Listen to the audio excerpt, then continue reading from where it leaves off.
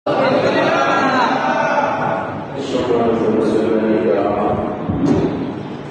আলোচনা শুনছিলাম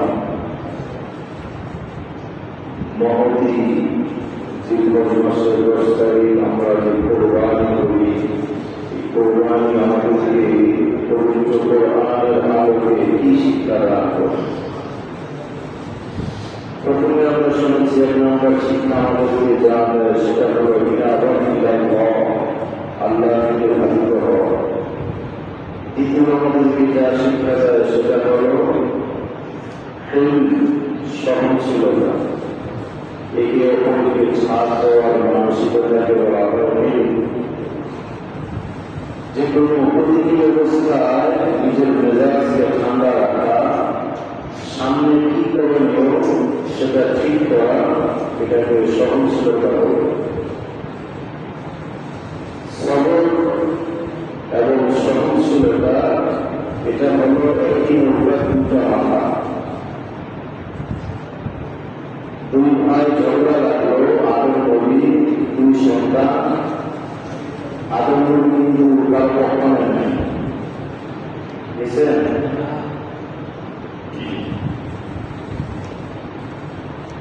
বোনকে বিবাহ করলো, এটা কিন্তু ঝগড়া ঝগড়া, কিন্তু ঘটনা শোনার উদ্দেশ্য না, এখান থেকে আমাদের নসিহত গ্রহণ করা, শিক্ষা গ্রহণ করা, এটা হল বিবেকমান মানুষের কাজ। আল্লাহ কোরআনে বলছে যার বিবেক আছে, কি আছে? দেখবেন যার জ্ঞান বুদ্ধি কম তাকে বাংলাতে মাথা মোটা বলে। কি বলে? খায়া খায়া শুরু করে মাথা মোটা কোনো বিরোধ নাই, সব অর্থাৎ তারা আকলটা সঠিকটা বিষয়ে চালাতে পারে না, যেমন চালাতে পারে না। আল্লাহ বলতেছে যাদের দিনের মধ্যে অন্তর্দৃষ্টি রয়েছে, যে বাস্তবতা বুঝে, আল্লাহ বলতেছে তুমি কোরআন দ্বারা বিভিন্ন ঘটনা দ্বারা তোমরা গ্রহণ করো, শিক্ষা গ্রহণ করো। তোমরা ঝগড়া আদম নবী কিন্তু বিচার করতে জানছে। আদম নবী তাদেরকে বললেন আল্লাহকে কিন্তু দাবি করো, কিসের দিকে দাবি করো?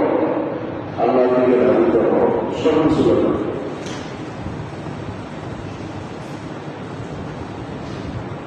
আপনাকে বিচারের জন্য রাখছে, পূর্বে জায়গায় ঝগড়া, কঠিন ঝগড়া, আপনি ইনসাফের উপর বিচার রায় দিলেন, একজনের খুশি হয়েছে, যার পক্ষে রায়টা গেছে, রায়টা যুক্তিসঙ্গত, আইনের ভাষায় যেটা ইনসাফ সেটাই করছে। একজনের খুশি, আরেকজনের বেজার, যে বেজার সে আপনার বদনাম বল করেছে। আপনি কি ভুল রায় দিলেন না সঠিক রায় দিলেন? সঠিক দেওয়ার পর বললেন না আপনি বদনাম করে, আপনাকে এখানে সহনশীলতা পরিচয় দেব। আর যদি রায়ের জন্য বলে দিলেন আদালতে যাও, যদি কেউ প্রতিবাদ করে যদি রায়টা 100% যথাযথভাবে হয়, আপনি তাকে অপমান করবেন না, সহনশীলতার পরিচয় দেবেন। তোমার যদি পছন্দ হয় না, তুমি আমাকে আদালতে যাও, ঠিক আছে, এটার নাম হলো সহনশীলতা। আর যদি তখন যদি 100 ঝগড়া হয়, এই আমার জিনিস, তখন সমস্যা কমলো না ভালো? কোরবানি আমাকে আপনাকে এই সহনশীলতা শিক্ষা দেয়। দুর্বল ঝগড়া বাবাকে টাকা হলো, সাল্লাহ তুমি ধাবিত হও, জিব্রাইল নবীকে হাজির। আবার যেহেতু আপনি আল্লাহকে ধাবিত হইলেন, আল্লাহ তাআলা আপনার জন্য ফায়সালা রাস্তা সহজ করে দিয়েছে। চিৎকার করে বলে আলহামদুলিল্লাহ। এটাই হলো আল্লাহ থেকে ধাবিত হওয়ার জন্য বান্দার জন্য পুরস্কার। বান্দা যখন বিপদে আল্লাহ থেকে ধাবিত হয়, আল্লাহ তার দিলের মধ্যে এক ধরনের সান্ত্বনা দিয়ে দেন, যে সান্ত্বনাটা আর কোনো কাজের দ্বারা খুঁজে পাওয়া যায় না। এটাই আল্লাহ বলতেছেন, উলাইকা আলাইহিম সালাওয়াতুম মির রাব্বিহিম ওয়া রাহমাহ। যাই হোক, ঘটনা করার উদ্দেশ্য নয়, বুঝলেন? এই কোরবানি আমাকে আল্লাহ থেকে দায়িত্ব হওয়া শেখায়। যখন বিপদে যাবো, কার কাছে যাবো? আল্লাহ থেকে চলে যাবো।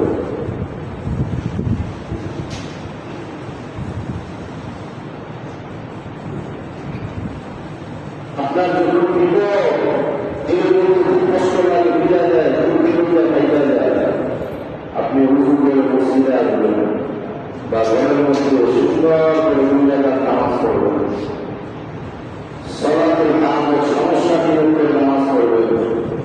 মনে হবে এমন কোনো পেরেশানি নেই, মনে হয় পেরেশানি নেই। এমন একটা করে দেখছেন, বুঝুন না, যারা এখানে আছেন বিপদে করার পর দুজনের নামাজ ভালো করে পড়ছেন, এবং প্রয়োজন আছে হয়তো করে করতে পারেন, কিন্তু নিয়মতান্ত্রিক ভালো না। আপনি যখন নামাজ পড়বেন, আসলে আমরা যে আপনার দিনের মধ্যে একটা রহমত দিয়ে দিয়েছি, আসলে বিপদ যায় না, কিন্তু আপনার দিনের মধ্যে আল্লাহ এমন একটা শক্তি দিয়ে দিয়েছি, মনে হয় না আপনার কোনো বিপদ নেই। অথচ সমস্যা জায়গায় রয়েছে। এটার নাম হলো রহমত, এটার নাম হলো ইনাতাতুল্লাহ, আল্লাহর প্রতি ধাবিত হওয়ার পুরস্কার।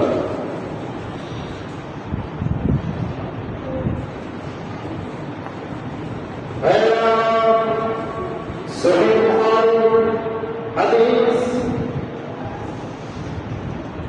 সাহাবায়ে কিরাম রাসূলুল্লাহ সাল্লাল্লাহু আলাইহি ওয়াসাল্লামের নির্দেশক্রমে সারাদিন যুদ্ধ করে পরিশ্রম করে পাহাড় চূড়ায় তারা ঘুমিয়ে পড়লেন, আরামের জন্য প্রস্তুতি নিলেন।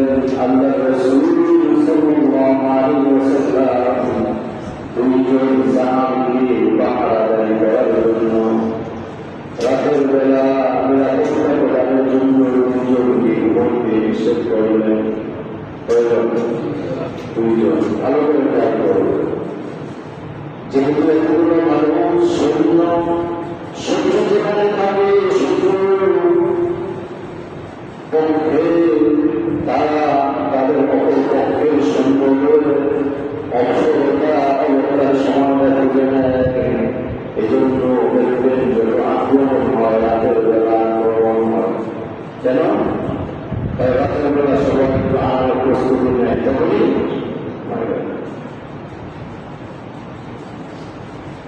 আমেরিকার কথা শুনছেন, ডোনাল্ড ট্রাম্প বাংলাদেশে একটা গরুর নাম করে ডোনাল্ড দিয়েছিল, গরুর নাম কোরবানি হতে পারে না, ওটা ছিল আমার কাছায় চলে গেছে।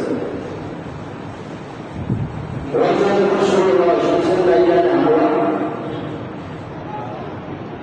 সর্বপ্রথম কোন সময় হামলা করছে জানেন?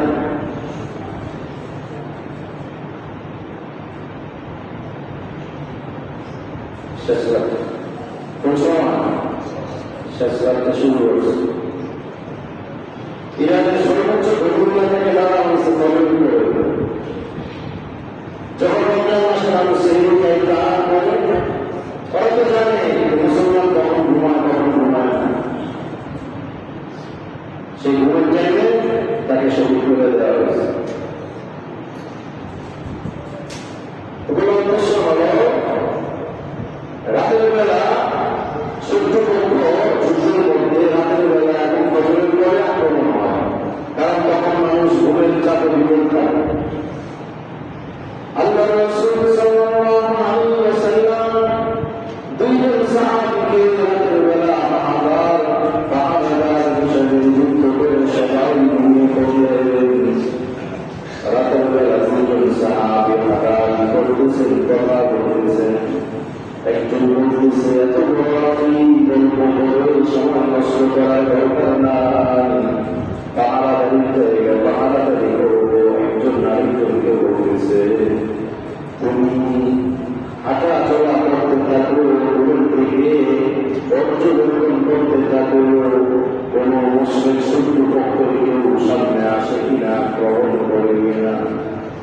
একজন সব জায়গায় হাঁটতেছে, আরেকজন পাহাড়ের চূড়ায় দাঁড়িয়ে নামাজ শুরু করে দিয়েছে। দুই রাকাত নামাজ পড়ছে, এত লম্বা রাত দিয়ে নামাজ পড়লো। দ্বিতীয় রাকাতে যখন সে আল্লাহর কালাম পড়তেছে, মনোযোগ ছিল।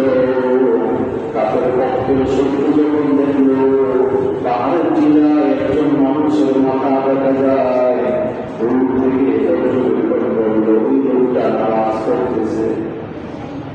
মনে হয় সে বুঝতে পারছে বাকিরা ঘুমায় গেছে, কারণ মুসলমান তারা নামাজ পড়ে, তারা মান করো তারা নামাজ পড়ে।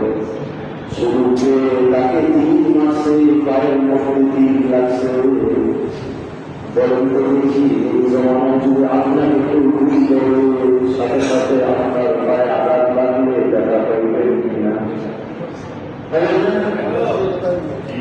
কেউ দূর থেকে আপনার পায়ে গুলি করে, আপনার পায়ে যদি গুলি লাগে দেখা পাইবেন কিনা? ওই সাহাবীরা দাঁড়িয়ে দাঁড়িয়ে আল্লাহ কালাম তাহাজ্জুদ নামাজের দুই রাকাতের নিয়ত করে দ্বিতীয় রাকাতের মধ্যে লম্বা কেরাত করতেছিলেন। বলা হয় সূরাতুল তাহা, ছোটবেলার পৃষ্ঠায় একটা লম্বা সূরা আছে, সেটা পড়তেছিলেন। জান্নাত জাহান্নাম সহ বিভিন্ন ধরনের বিষয় সেই সূরার মধ্যে আলোচনা আছে। আখিরাতের কথা ওই সাহাবীরা তো গভীরভাবে মনোযোগী হয়ে গেলেন। ওই সাহাবীর পায়ে 3 লাগার পর 3টা পায়ে আটকে গেল, রক্ত দিন করে বের হইতেছিল। রক্তের একটা হালকা গরম ভাব আছে। দেখবেন কোরবানির পশু জবাই করার পর হাতে পায়ে যদি রক্ত লাগে, গরম গরম লাগে, লাগে না? রক্ত একটু গরম হয়ে যায়, শীতের রক্ত গরম হয়। তিনি আঘাত করার পর রক্ত যখন বিন্দু করে বের হইতেছে, ওই সাহাবীর কোনো খবর নাই, নামাজ পড়তেছে, আল্লাহর কালাম তেলাওয়াত করতেছে।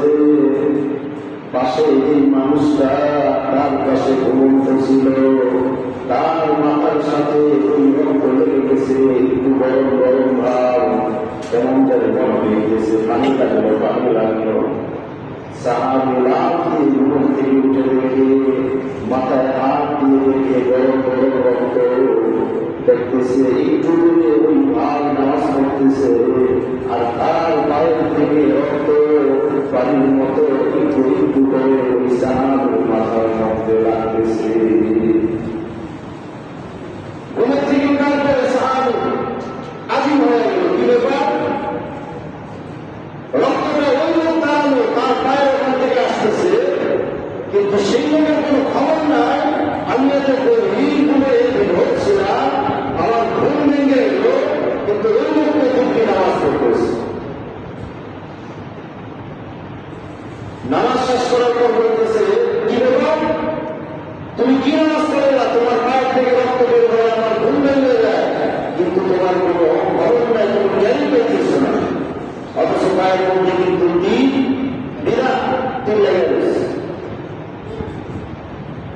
সাহাবী নামাজ শেষ করে বলতেছে, ও ভাই, সবাই কাছে লাগানোর জন্য হাঁটাহাঁটি না করে এক ভাইকে দায়িত্ব দিয়ে আমি তাহাজ্জুদের জন্য দাঁড়ায় গেলাম। সূরাতুল তাহা রব্বুল আলামিনের 16 নম্বর পারার কোরআনে কারীমের 11 নম্বর পৃষ্ঠার সূরা। এত লম্বাভাবে তেলাওয়াত করতেছিলাম, জান্নাতের নিয়ামত, জাহান্নামের আযাব সহ এই বিষয়গুলো আলোচনা চলছিল। শুনতে শুনতে আমি মনে হয় জান্নাতের বাগানে হাঁটতেছিলাম।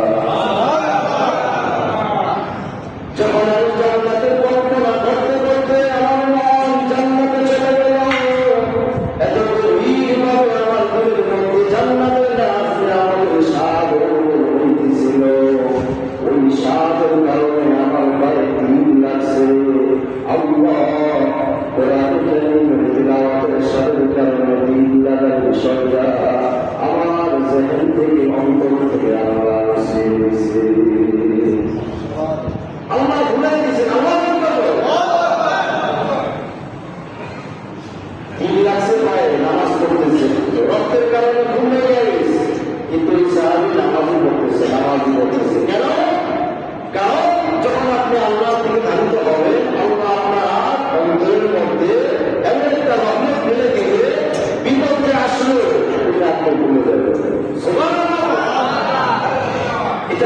আল্লাহ থেকে দাবিত হওয়ার করব, আল্লাহ থেকে দাবিত হওয়ার করব।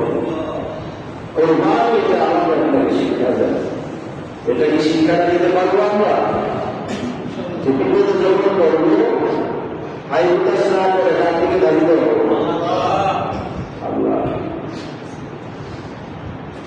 একজন মহিলা ছোট একটা সন্তান, একমাত্র সন্তান, এখন তো শীত চলে বস্ত্রবেলা বেরিয়ে গেলে দেখা যায় ভ্যানগাড়ি যদি ভারী হয়, আগে যে টেম্পু ট্রাক্টর করতো সেটা দিয়ে ধাক্কা দিয়ে নিয়ে যাওয়া হয়, দেখছেন না?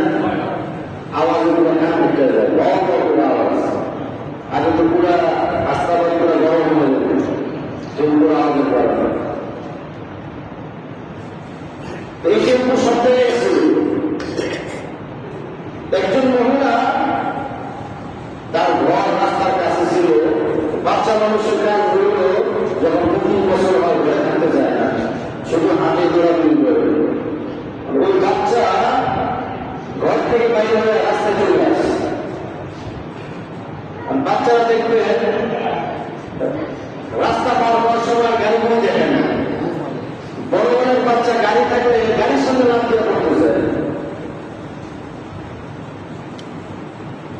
দূরের থেকে একটা বেবি স্পিডে চলতেছিল, সামনে কোনো ঝান নাই, জ্যাম নাই। এখন এই বাচ্চাদের বেবিটা সামনে আসতে লাভ দিয়ে ভেবেটা বসতে পারে না, অনেক আগে ঘটনা। বেবি যখন সামনে আসে, আল্লাহ কি কুদরতের কারিশমা, এই বাচ্চা হাত করে বেবির সামনে চলে আসে। বেবিটা বন্ধ করা মুক্ত করা সম্ভব না, ধাক্কা লাগার সাথে সাথে না মুক্তা বাচ্চা মারা গেছে। আর বেবিওয়ালা আজকে হতো কালকে হতো, দোস্তের বেবিওয়ালা না, কিন্তু মানুষ বিচার করে দিচ্ছে বেবিওয়ালা বাংলা দিব। রাস্তায় যদি কোনো মানুষ গাড়ি দিয়ে গাড়ির সামনে যায়, গাড়ির আঘাত করে সে মারা যায়, দুনিয়ার বিচার তোর গাড়িকে অ্যাক্সিডেন্ট করলো। বিভিন্ন জায়গায় দেখবেন মানুষকে বাঁচানোর জন্য হোন্ডা রিক্সা উল্টা পাল্টা করে দিচ্ছে, ওটাকে বাঁচানোর জন্য বাসরা একটু বেলাইনে যদি নিতে যায়, ওই গাড়িটাকে বাঁচানোর জন্য একটু সাইড করতে যায়, ওটা গাড়িটা করলে গায়ে যাত্রী সহ মারা যায়। কেন? কারণ এই ছোট রিক্সা হোন্ডা যদি তার গায়ের উপর দিয়ে নিয়ে যাওয়া হয়, একটু পরে ওই বাসওয়ালাকে মামলা দিয়ে তার ফাঁসি হয়ে যাবে। এটা হল সে যে এমন করে গাড়িতে উঠছে, রাস্তাতে উঠছে, এটা কিন্তু দোষ হবে না। বিষয়টা জানবে না, কারণ বর্তমানে বাংলাদেশের যুগ হল হাতের আঙুল 5টা, যদি এখানে 10 মানুষ বলে না, এখানে 5টা না 6টা ভাইসা আমাদের এখানে চলবে। এটা বর্তমানে চলে না। মিথ্যা যদি 10 জন মানুষ বলে, একজন সত্য বলে, ওই সত্যটা ভেঙে যায়, মিথ্যা ভাষা হবে, ঠিক না? এটা হলো বাংলাদেশের মুসলমানের অভ্যাস। এখন এই বাচ্চা মারা গেছে, মাকে খবর দেওয়া হয়েছে, মা বলতেছে 5 মিনিট আগে বাচ্চা আমার সাথে হাসাহাসি করলো, দৌড়াদৌড়ি করলো, বিরক্ত করলো, 5 মিনিট বেতনে চলে গেছে। এটা আল্লাহ তরফ থেকে বলে আসছে। সবাই কাঁদতেছে, মা কিন্তু কাঁদে না। এলাকার সবাই আগুন হয়ে গেল, কিরে যার পেটের সন্তান সে কান্দে না, দাদাই কান্দে, দাদি কান্দে, চাচাই কান্দে, চাচি কান্দে, মা কান্দতেছে না, বাবা কান্দে কান্দে বেরোস। মা একজন ধার্মিক মা ছিলেন। যখন দেখলেন 5 মিনিটের ব্যবধানে আমার বাচ্চা রাস্তায় অ্যাক্সিডেন্ট করলো, এতদিন অ্যাক্সিডেন্ট হয় না, বুঝা গেল আমার বাচ্চার হায়াত শেষ, এটা আল্লাহ তরফ থেকে ফয়সালা, আমি মেনে নিলাম। কান্দা বাদ দিয়ে বাচ্চাকে হাতে গোসল করে, কাপড় চোপড় করা, জানাজা হয়ে গেছে, দাফন দিয়ে দিস। মা তো মা, এখন আর বাচ্চার মা চোখের মানে রাখতে হাঁটতে পারে না, যায় আমার ভাষা যেতেছে। রব্বুল আলামিনের ওয়াদা হলো, তোমার যখন বিপদ আসবে তুমি বলবা ইন্না লিল্লাহি ওয়া ইন্না ইলাইহি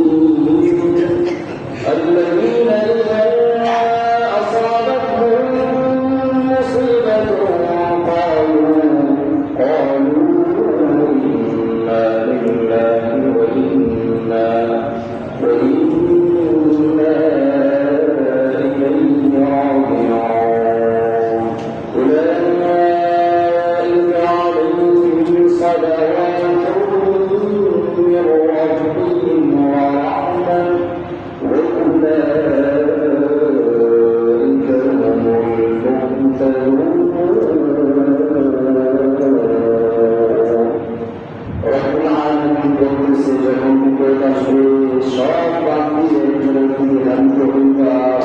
তিনি বলেন নাসবান ওয়ালা আল্লাহ, করে বলেন কে?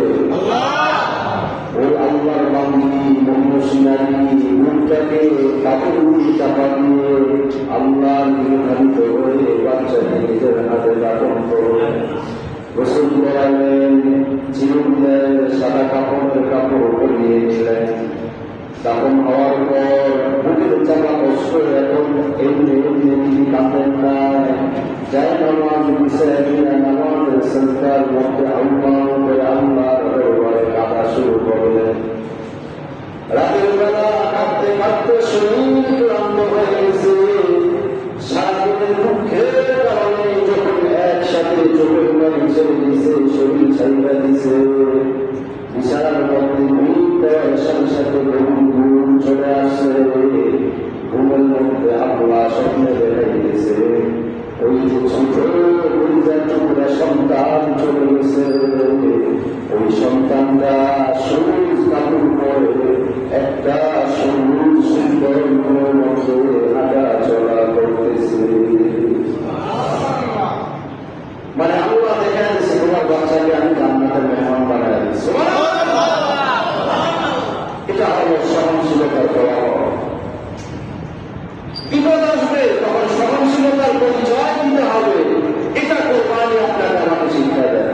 পারবেন সহনশীলতার পরিচয় দিতে? না, সেখানেই শুনবে মসজিদের থেকে বের হওয়ার পর আবার ঝগড়া করা শুরু করবে।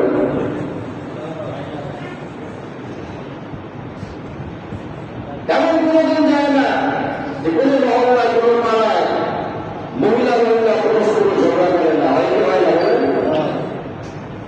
কেন? ধৈর্য নাই, সহনশীলতা না, একে অপরকে ছাড় দেওয়ার মানসিকতা নাই।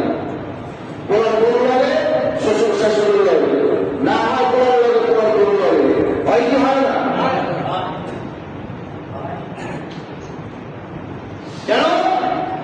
একে অপরকে ছাড় দেওয়ার মতো কোনো মানসিকতা আমার মধ্যে নেই, আপনার মধ্যে নেই। কোরবানিটা আমাকে আপনাকে শিক্ষা দেবে। এই সহনশীলতা যদি আমার আপনার দিলের মধ্যে ফিট করতে না পারি, দুনিয়াও শেষ, আখিরাতও শেষ। পৃথিবীর মানুষ টিকে থাকার জন্য সহনশীলতা এটা এক নম্বর শর্ত। একে অপরকে ছাড় দেওয়া। যদি না দিতে পারেন প্রত্যেকটা কদমে কদমে আপনি ব্যথা পাবেন, আপনার দিলের মধ্যে ব্যথা আসবে, সেই ব্যথার হিটে আপনি বাঁচতে পারবেন না, আপনি মারা যাবেন। কারণ পৃথিবীকে আল্লাহ বানাইছে এমন ভাবে এখানে সব আপনার মনের বাইরে যাবে।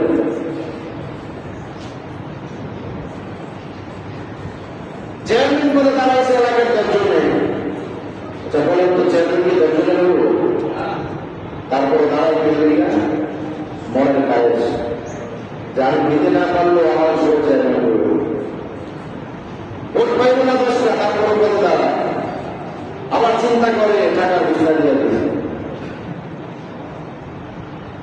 রাতের বেলা টাকা দিয়ে দেয়, বলে এটা হলো তোমার চা খাওয়া টাকা, সকালবেলা টাকার বস্তা নিয়ে আসবো, এখন টাকার নোট নিয়ে আইস, রাখো, ভোটটা আবার দিও। মানুষ তো খুব কাজে, সবার থেকে টাকা খায়, যার থেকে বেশি টাকা পায় তার ভোটটা। আচ্ছা বলুন তো দেখি, যে লোকটার টাকা খরচ করবে কিন্তু জিততে পারলো না, সে যদি এটাকে হালকা করে না নেয়, যদি হিসাব করে টাকা খরচ করলাম, টাকা কেন কথা করে নেয়, এই দুঃখে কিন্তু সে খারাপ হবে না।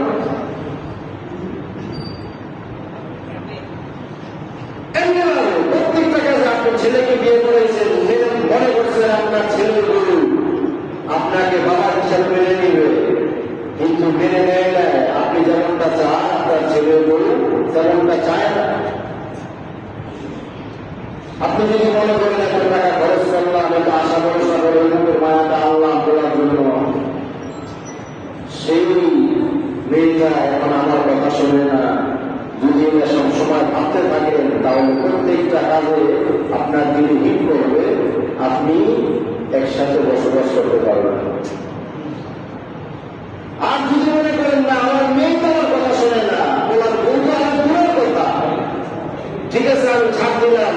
যেমনি ভালো একসাথে সমন্বয় করে চললাম, তার ভুলগুলোকে চোখ বন্ধ করলাম, যেটাকে বাদ দেওয়ার মতো সেটাকে বাদ দিলাম, যেটাকে ধরার মতো সংশোধন করে দিলাম। যখন আপনি এই মানসিকতা পালন করবেন, তখন আপনি যদি ক্ষতিগ্রস্ত হন, তবুও আপনার দিলে কষ্ট লাগবে না। কারণ আপনার দিলে তো একটা সান্ত্বনা আপনি ঢুকে আছেন। আমার ছেলে মেয়ে পেটের সন্তান আজকাল বাপ্পার কথা শোনে না, পরের মেয়ে কি বা কথা শোনে। এটার নাম হলো সহনশীলতা, ছাড় দেওয়া। যদি ছাড় না দেন, সংসার নষ্ট হবে। এই ধরনের ছাড় না দেওয়ার কারণে সমাজে, মহল্লা, এলাকায় অনেক পরিবার বাস্তবায়িত হয় না। যদি বলেন এই কোরবানি আমাকে আপনাকে সহনশীলতা শেখায়। এই সহনশীলতা যদি বাস্তবায়ন না করি, পরিবার, সমাজ সব ধ্বংস হয়ে যাবে।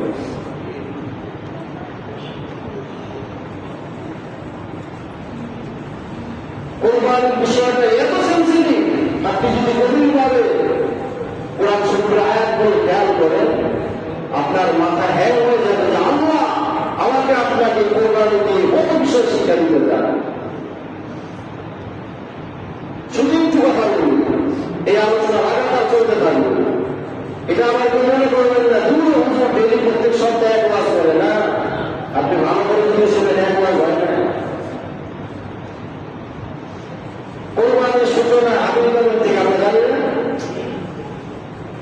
আদম নবীর দুই ছেলের থেকে আল্লাহ তাআলা তাদের কথাটা দেখেন এমন ভাবে বর্ণনা করতেছে, বিসমিল্লাহে আল্লাহ তাআলা মুহাম্মদ রাসূলুল্লাহ আওয়াজ দিয়ে বলে সাল্লাল্লাহু আলাইহি ওয়াসাল্লামকে প্রথমে বিসমিল্লাহে পবিত্র কোরআনের 6 নম্বর পারা 11 নম্বর পৃষ্ঠা রব্বুল আলামিন সূরাতুল মাইদা 27 নম্বর আয়াতে প্রথমেই হাদিকা বলে অল্প একটু ঘটনা মূল অংশ বর্ণনা করার সাথে সাথে আল্লাহ রাসূলকে বলতেছে, নবী আপনি আপনার উম্মতকে, আমার বান্দা-বান্দীদেরকে আদম নবীর দুই সন্তানের ঘটনা ভালো করে শোনায় দেন।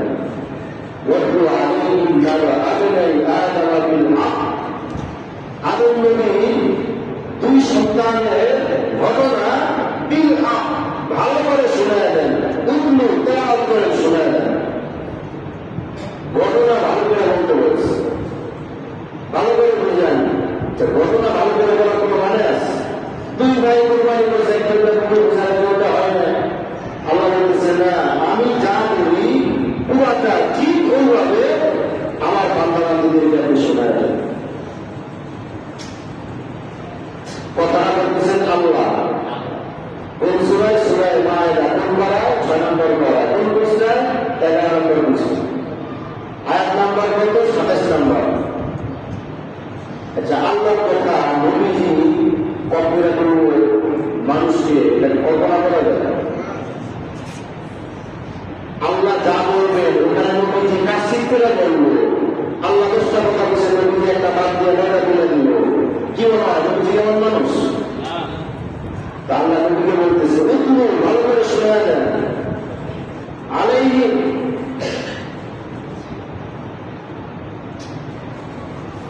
আমার ইমানদার বান্দা-বান্দীদের নাবা আবনাই আদম বিল হক। আদম নবীর সন্তানের ঘটনা যথাযথভাবে বিসমিল্লাহে আল্লাহ কোরবানির সূচনার কথাটা আল্লাহ রাসূলকে বলতেছেন, ভালো করে শোনা দেন। রসুলকে যা বলবেন, রসুলকে তো দুনিয়াতে আল্লাহ পাঠিয়েছেন আমার কথা বলার জন্যই। এখানে তো কম করার প্রশ্ন আসে না। আমাকে আপনাকে ইমানদার বান্দা-বান্দীদেরকে আল্লাহ রসুল বলছেন, বান্দা কথা যা বলবা, যা শুনবা 100% ভালো করে শুনবা, যা করবা 100 ভালো করে বলবা, পেটের মধ্যে ঢুকে বলবা। যা শুনবা ভালো করে শুনবা, যা বলবা ভালো করে বলবা। কারণ তোমার এক কথার দ্বারা একজনের ইজ্জত নষ্ট হবে, একজনের সম্মান হবে, আরেকজনের ক্ষতি হবে। তোমার একটু কথার দ্বারা একটা পরিবার ধ্বংস হতে পারে, একটা সমাজ ধ্বংস হতে পারে। তোমার একটু কথার দ্বারা একটা পরিবার বেঁচে যেতে পারে, অনেক মানুষ বিরাট বড় ক্ষতি থেকে বেঁচে যেতে পারে। এই জন্য যখন বলবা ভালো করে বলবা, যখন শুনবা কান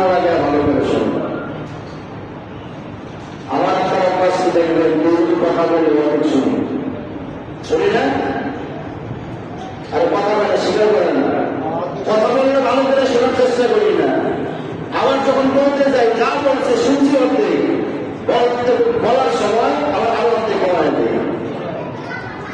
ফলাফল কি হয়? যার কাছে কথা বললাম সেই উল্টা বলছে, ফেতনা সৃষ্টি হয়, ভুল বুঝাবুঝি হয়, অনেক বড় গন্ডগোল হয় কি হয় না? আল্লাহ বলতেছে না, ভালো করে শুনে দেয়, ভালো করে বলে দেয়, কারণ এই কথার দ্বারা একজনের ফাঁসি হয়, রায় হয়, এই কথার দ্বারা আরেকজনের ফাঁসির রায় বাতিল হয়। ঠিক কিনা বলে?